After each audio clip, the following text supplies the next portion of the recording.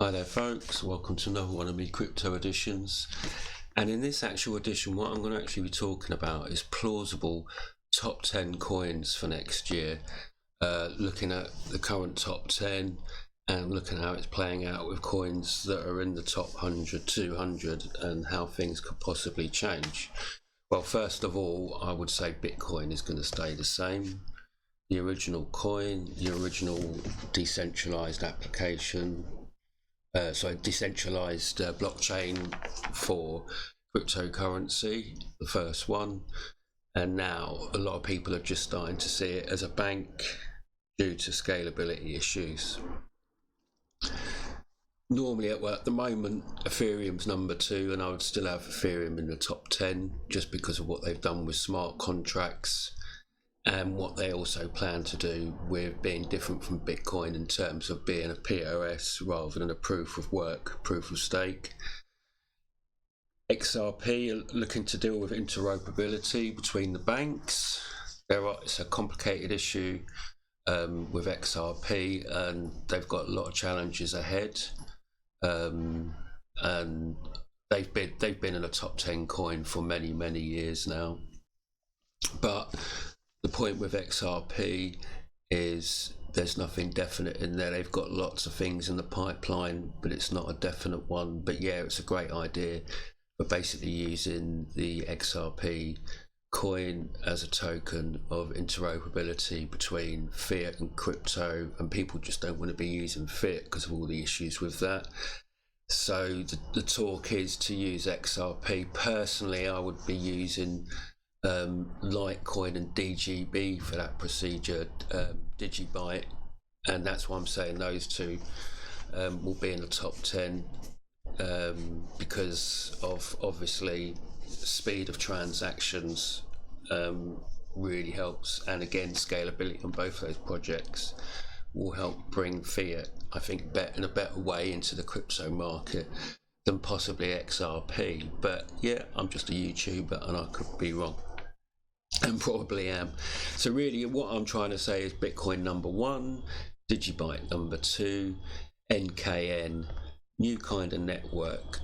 This is the one that is going to be up there with Hollow are number 37 at the moment. And basically, like Hollow, NKN are looking to basically provide a decentralized internet which will fit in nicely with the crypto. That's why I've got NKN as a top 3 coin. Ethereum I've got as number 4 in the future.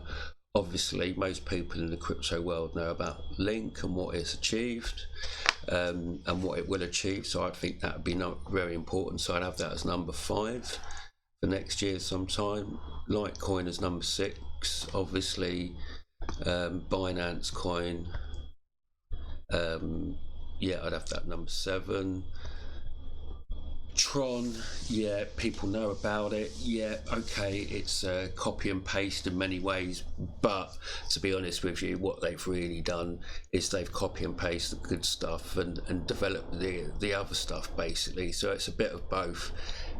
Being a regular user for Tron, using the Tron network and Tron Scan, I think it's absolutely brilliant. It's a really good, easy to use, beneficial project for everyone, especially if you want dApps like Bankroll and TronBet if you're into gambling as well. It's brilliant for that.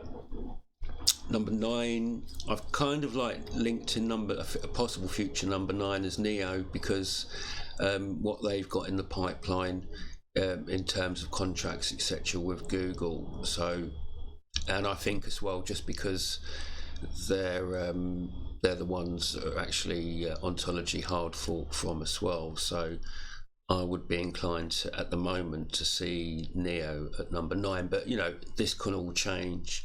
These are just my opinions at the moment as things stand in looking at the top 10. Obviously Tether is going to be thereabouts. That's always going to be important. It's always going to be a top 10 coin.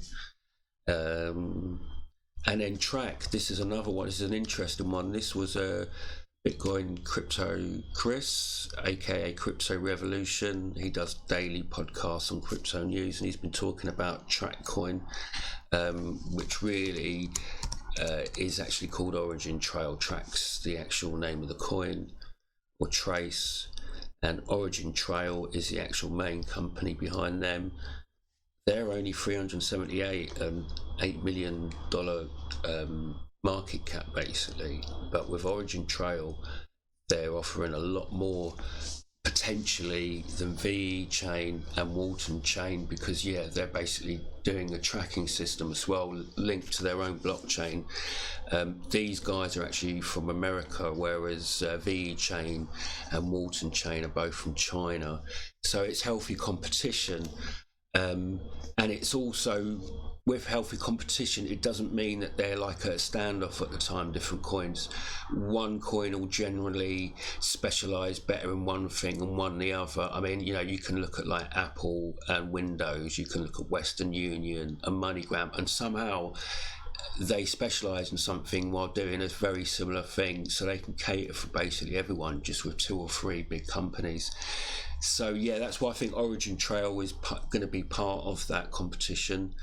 And I also think because they've got such a good backing from big companies that they're in that can supply billions, I think they can really develop and deliver an excellent tracking system, Internet of Things, IoT, where they can trace products, where it can help with agriculture, where it can help with health. There's so many different aspects to tracking in society which are really important, and I think Origin Trail's gone about it the right way. So those are basically my basic top 10 coins that I think will be there next year or thereabouts.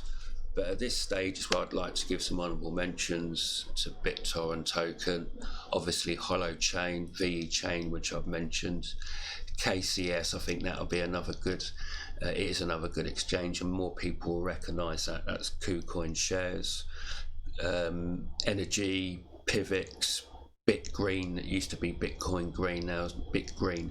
Those 3, Energy, Pivx and BitGreen, from my own experience, are great staking coins. And there'll always be an importance of staking, especially with Ethereum changing to proof of staking as well. With regards to other exchanges, obviously there's Binance, and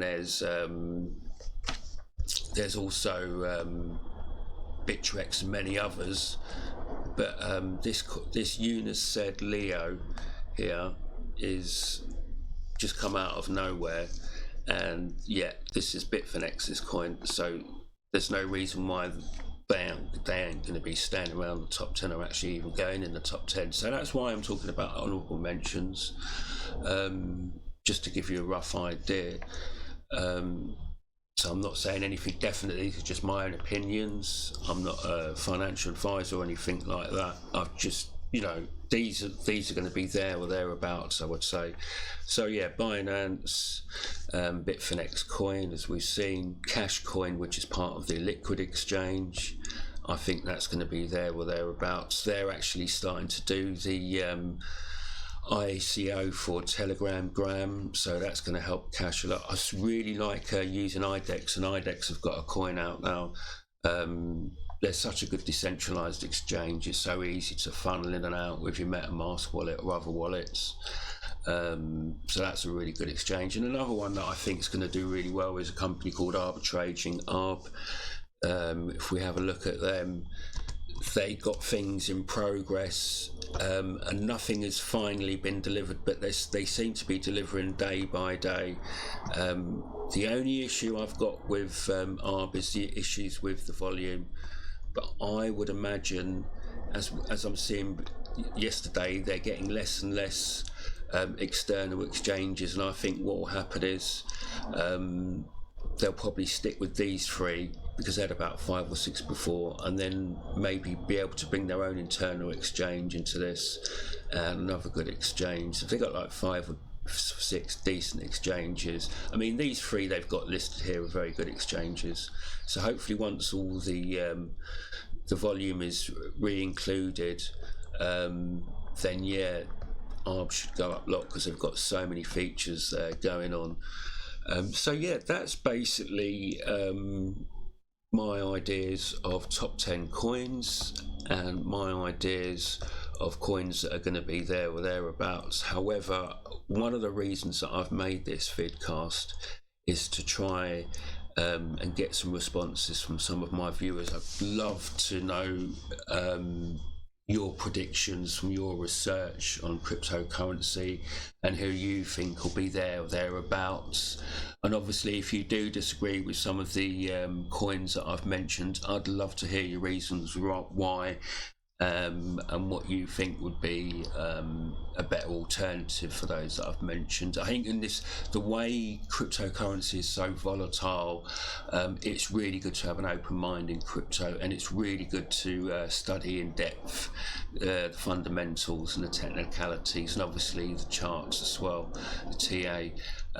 But I think it's really important as well in a crypto world to have a balanced view and try and look at the bear sentiments in depth and have a look at the bull sentiments in depth as well. And it's the same with any coin that you're going to study. Look at the pros of it, but look at the cons to it as well, and see if those cons can actually be resolved and sorted out. Like I said before, Ethereum is going through a big thing now.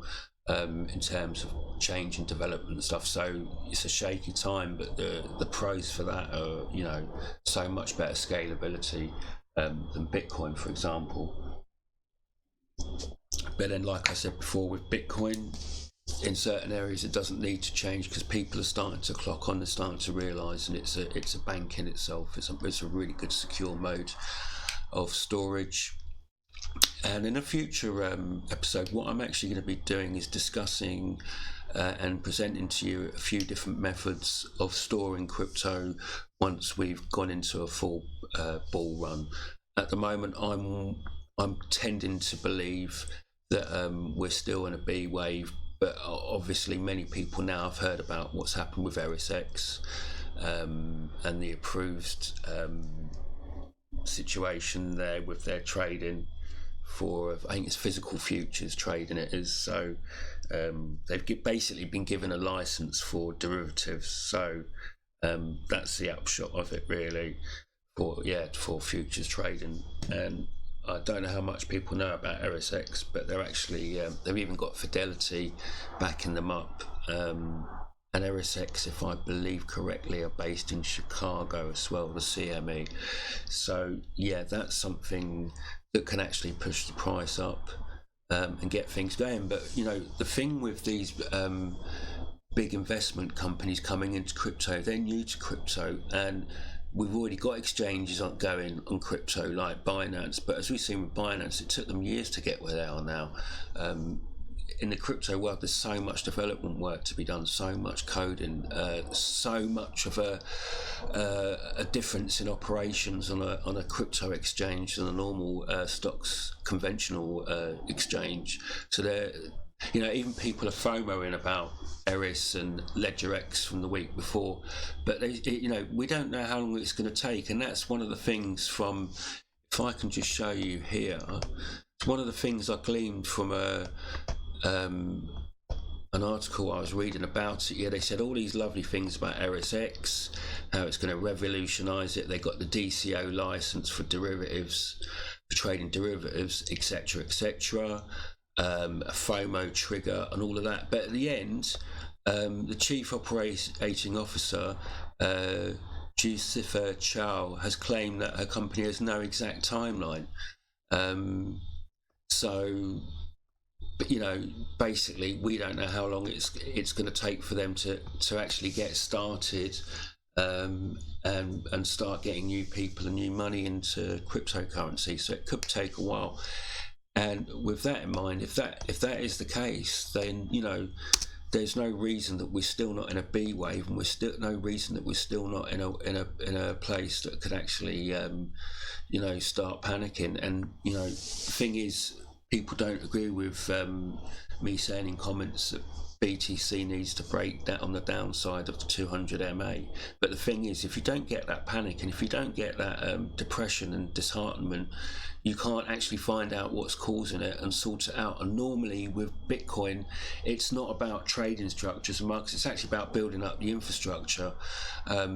And I believe one of those big ways of building up the infrastructure is the big investment companies coming in. So I think what will happen is there's a good chance that Bitcoin could dip back down to the 3-2 grand marks again. But I think what will happen is it will bounce off that once it hits the 200 MA and penetrates it. And when it bounces back, I've got this vision of backed ErisX, obviously now LedgerX, and Fidelity literally standing there with opening arms, welcoming people to the exchanges. And as they do that, the actual price of Bitcoin will actually rise to that. I can really see something happening good like that. Just for the simple reason that at the end of the day, Bitcoin is a really good solution for so many things in this world, and a certain amount of other cryptocurrencies are as well. But I do agree with what a lot of people say on YouTube with regards to crypto, in that 90% of the coins are not really needed. They're pump and dumps, they're money laundering, they're all sorts of reasons for them. So yeah, if you are in cryptocurrency, my advice is to really study hard what you want to invest in.